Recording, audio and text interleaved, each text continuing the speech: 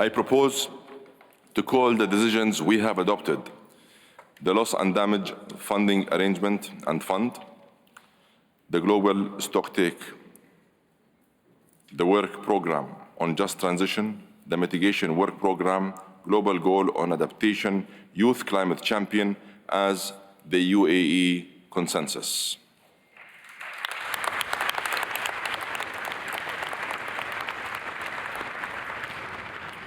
Everybody here should be pleased that in a world of Ukraine and the Middle East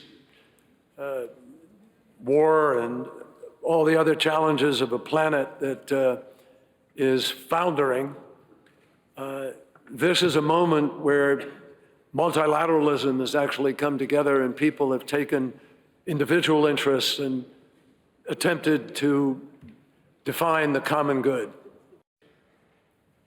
The fact is that this document sends very strong messages to the world. First, the document highlights that we have to adhere to keeping 1.5 degrees within reach. That is the North Star.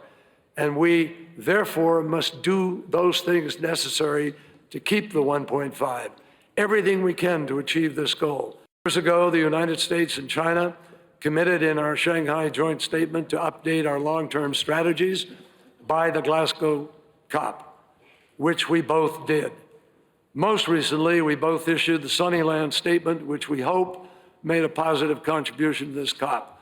And today, I would join with Xi Jinping and Chinese delegation in announcing that the United States and China both intend, based on the many initiatives set out in the global stocktake decisions, we will again update our long-term strategies, and we invite other parties to join us in doing so.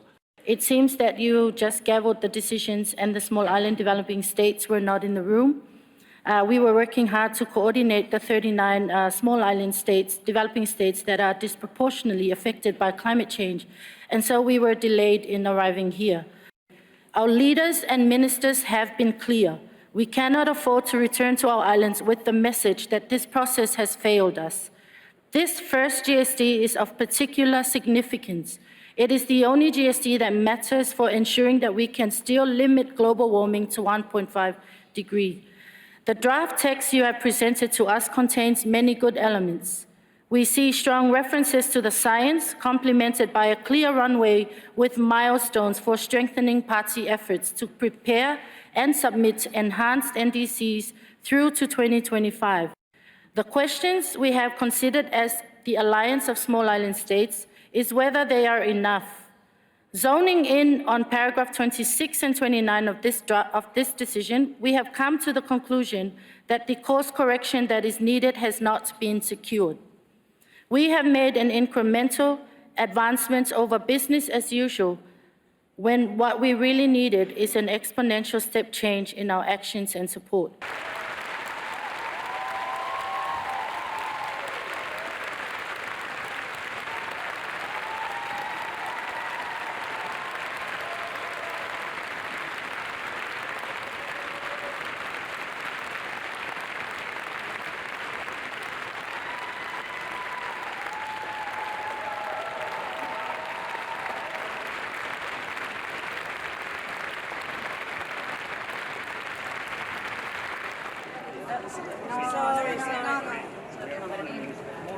We might well be on the verge of something that is truly consequential, but we are there to find out.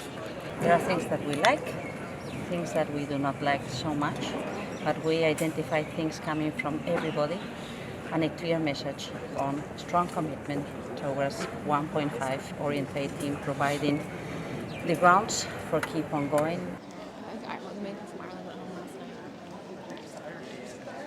We don't have the final text yet. We don't know whether there's going to be any changes. So that's the first test. Let me talk to you afterwards on the actual test. But if it's not agreed, then everything falls apart. We will not be able to unite. And that's the first thing we have to do. And that's the first story here.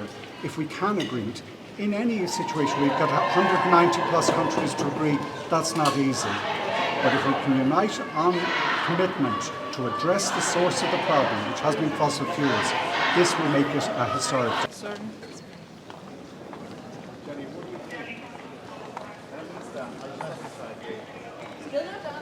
Still not done. How strong do you think a historic agreement?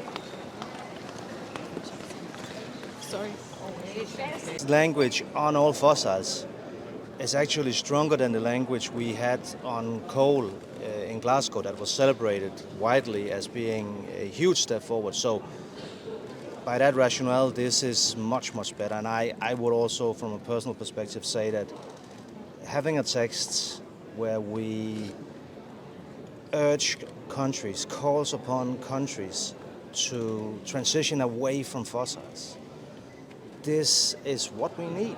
This is what the world needs. Not only does the text say that, it also says what to put instead, which is renewable energy, so a tripling of renewable energy. This is historic, and it will make a real difference. The markets will react to this.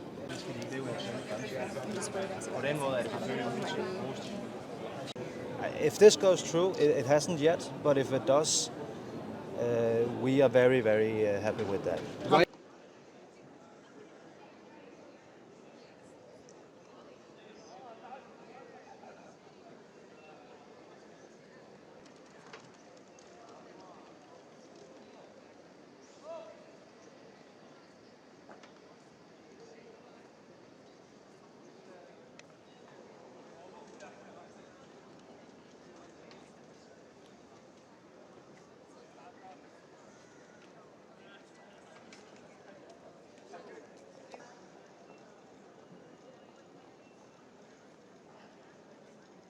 There may be a call to totally revise the decision, but in different directions, in which case the presidency would have to consider what does it do. Does it think it can get a new version of a text which would satisfy those very different concerns? The answer is probably no. And then they would have to say, is it take it or leave it? Is this the best we can do? And it's up to you to decide, can you live with this decision?